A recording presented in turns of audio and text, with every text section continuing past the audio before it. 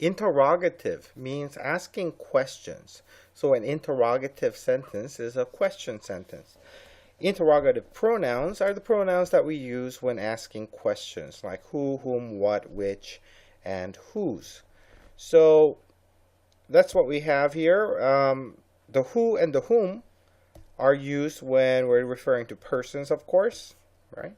Which is only used for objects, and then the whose is for persons and objects. Both of them could apply in whose. Let's look at these more in detail. The who is a subject pronoun. So in sentences where this person is doing the action, such as this sentence, who wants a piece of cake, this would be like a he, right? He wants a piece of cake, we might say. Okay, and so we would use the who in that position. Who broke the vase? That would be the subject of the broke, and so we use the who. So that's pretty obvious. Why do we talk about this at all? Well, it's because of the whom's. We get it confused with the whom. Whom is the object pronoun. So in that same position, we use the whom if that whom is not the subject of the verb, but the object of the verb, as in that it's receiving the action. So consider this sentence.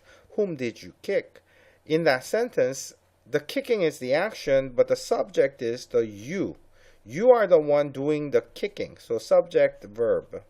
Okay? You, subject, did kick is the verb. And who did you kick? I kicked him. Or I kicked her. So this is the object, right? So if you need a him or a her in that particular position, that's when you use the whom instead of the who. Okay? Whom did you buy the gift for? I would buy a gift for him or gift for her. I need an object pronoun, right? So because of that, I use the whom in this case. Because the subject is over here, you, and then the verb is did buy for him, for whom, okay? Sometimes we say that this is an error when we end the sentence with a preposition like that, dangling at the end. That because that preposition really goes with the word whom, they should be together. So the proper thing to say is, for whom did you buy the gift? Of course, we would never talk this way, and this is very unnatural in speech. So if we were teaching foreign students English as a second language, we wouldn't teach them to talk this way. But as English speakers writing formal writing in school, this would be necessary in some situations. Okay? So let's consider what kind of situation that might be. It's in formal writing. You end up writing very formal sentences, maybe something like this. For whom do the elected legislators of a government abolish old laws or create new laws? So you have here, do these people of this do this and do that, and the idea is for whom, okay? Now, for whom sticking together makes it very easy to understand how that fits into the sentence. If you put that for at the end of the sentence and separate that part, you get the next sentence down here, this version. It says, who do the elected legislators of a government abolish? Now what happens is, as the reader of this sentence, I don't know how this who fits into this sentence because the wording in the middle is so long that I lose track and I can't I can't organize the words into a nice formula. So, who do the elected legislators of a government abolish old laws or create new laws for at the end is very confusing.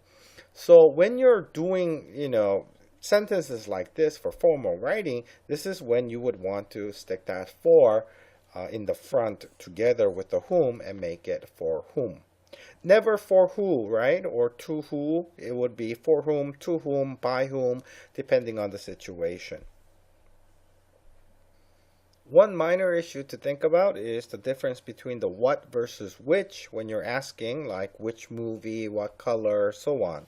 We use the what when we have virtually unlimited options. What color do you like? Well, we're not talking about just the colors of the rainbow. We're talking about all possible imaginable colors. And so this is like an unlimited option or virtually unlimited. Then we would say, what color? Or in this sentence, what movie is your favorite? Of all the movies out there, what movie is your favorite? Versus the other sentence, which is, which movie do you want to see? This is when you're talking about a limited number of options.